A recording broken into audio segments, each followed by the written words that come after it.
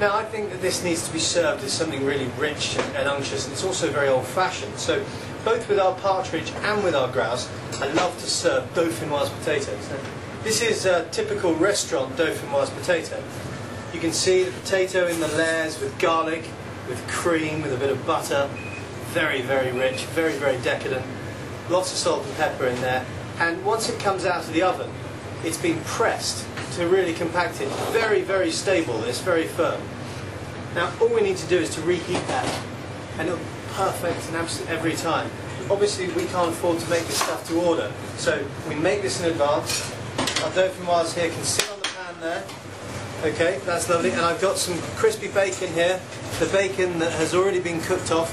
This is wonderful smoke-cured bacon from my friend Alan Hayward up at Vickers Games. They produce the best bacon in the world. That we're going to sprinkle on our tray. We want it to be crispy, and the oven will do a very good job of that for us. Dave, wouldn't mind putting that in the oven for me, please? So there's two garnishes. The next one, and on a little pan, here we are, is creamed spinach. Have you got a spoon to hand? Yes. Thank you. Champion. Now this is a wonderful mixture. Literally, we grow a ton of spinach in our garden, absolute ton of it. And the way we make it, very simply, we take down the spinach, pick off the old bits, the big, firm, nasty bits of stalk. In a pan, we sweat the spinach down, then we squeeze out all the juice, then we add it to double cream, to garlic, and fresh Parmesan cheese. And we cook it slowly, and a bit of white wine. Cook it slowly, slowly, so all the moisture's gone. You're left with this gorgeous, thick cream spinach, which just needs warming up gently on the stove. Two other things I like to do with this dish. One is one of the great classics, which is bread sauce.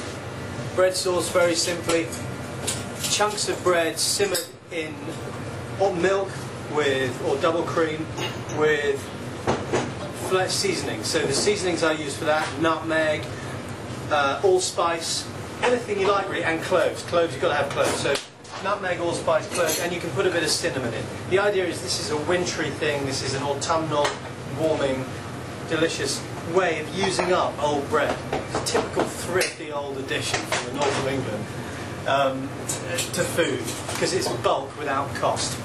So we like it in the restaurant. Okay. Now, cream spinach, that's coming very nicely. Smells amazing. Have you got a little bit of cream? Yeah. Thank you. We'll add a little bit of cream to this, just to loosen it a little. And then the bread sauce. Once again, you've got a little milk as well. Yeah. This just needs a little bit of milk because the bread keeps soaking up all those flavours and liquids constantly. So we can add just a hint of milk to this. Stick it on the stove. Work it in.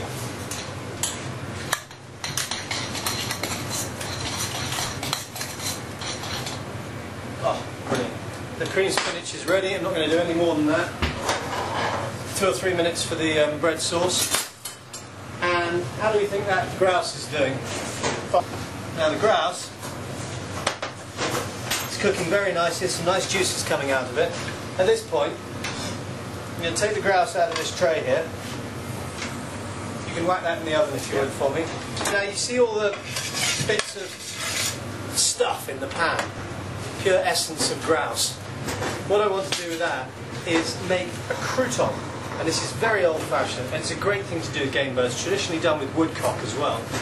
You want to taste all those flavours. It's a shame when all the juices go on the plate you don't get eaten. So what we're going to do is make a nice little... Can you pass me that crouton, please? Yep. Thank you. Thank you. You can use olive oil for this if you want.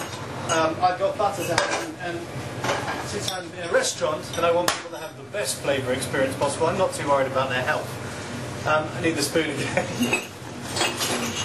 There you go.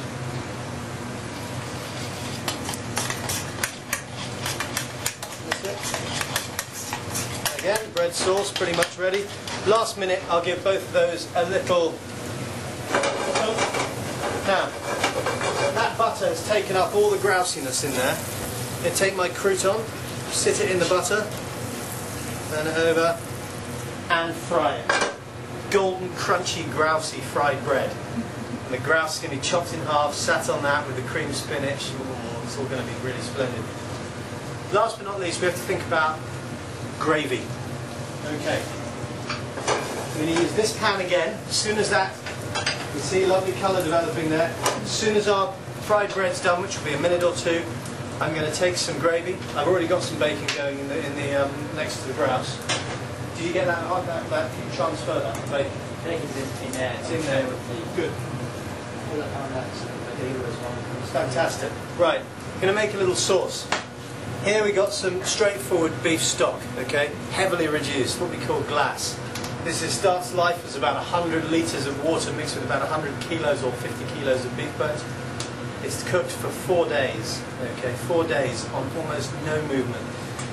Reduced down to almost nothing to give this wonderful, sticky, gelatinous beef stock. Great. That's the base for our sauce. It's going to be very simple. Let's have a look at this. Nice, coming along. That'll only take a minute more.